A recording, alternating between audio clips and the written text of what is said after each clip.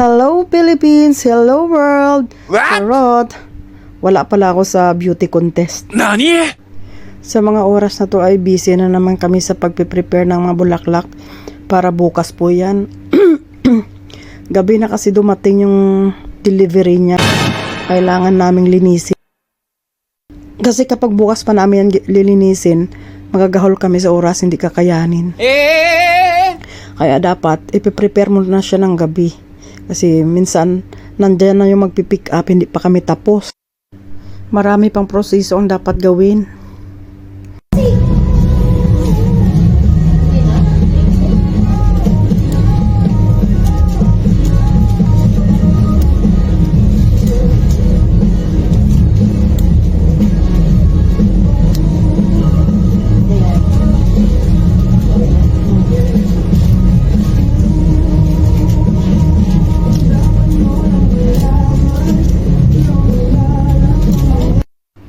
Nagmamadali na kami sa oras na yan kasi malapit na magsarado ang shop. Kung titingnan mo kang madali lang siya gawin, pero hindi maproseso yan guys. Biruin mo, tanggalan mo yan ng mga laya na petals, tapos i-arrange mo nang nakabukadkad siya. Hindi pwede yung sama-sama sila, yung ibig sabihin parang malaki siya tingnan.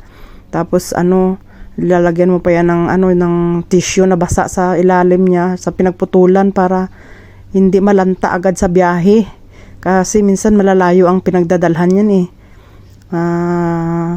Sa buong UAE may mga delivery tulad ng Abu Dhabi, Dubai.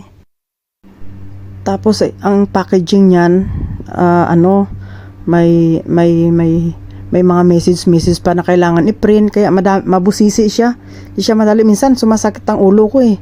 Sa pag-arrange lalo't natitension ako pag nandiyan na yung magpi-pick up. Sus. Hindi tayo anak ng CEO kaya kailangan natin patusin to. Part-time lang naman to guys, hindi to ang regular kong trabaho. Pero sayang din, extra income din. Tiyaga lang tayo. Mas mainam na lang to.